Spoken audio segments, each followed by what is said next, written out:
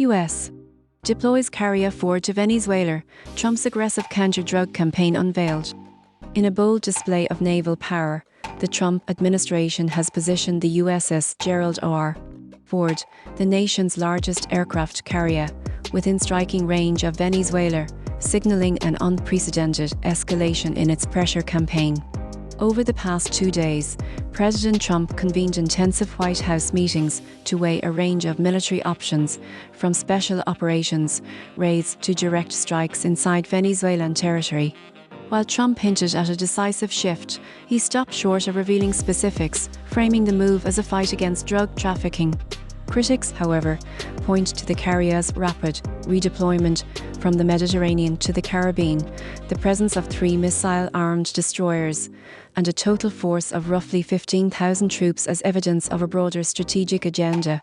Defense Secretary Pete Hegseth christened the Operation Southern Spear, describing it as a mission to eradicate narco-terrorism across the Western Hemisphere. Yet the administration's narrative is riddled with contradictions.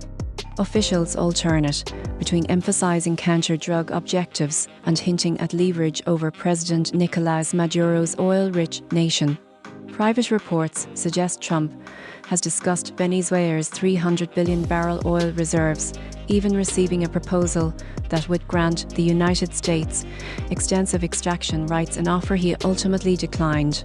The lack of a clear strategic rationale has raised concerns among allies and legal scholars, especially after the United States has launched 20 strikes on speedboats, killing at least 80 individuals in what some deem a breach of international law.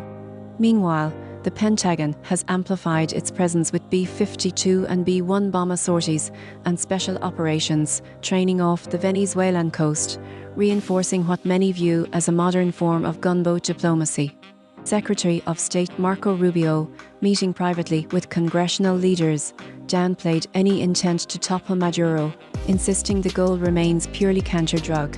Yet observers note that the intense pressure may also serve as a bargaining chip in potential regime change negotiations, especially as the US seeks to tap Venezuela's vast oil wealth.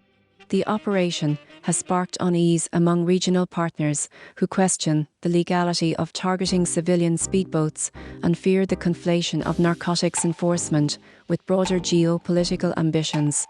As the carrier fleet looms over the Caribbean, the world watches to see whether the campaign will remain a drug-focused effort or evolve into a decisive push to reshape Venezuela's political landscape.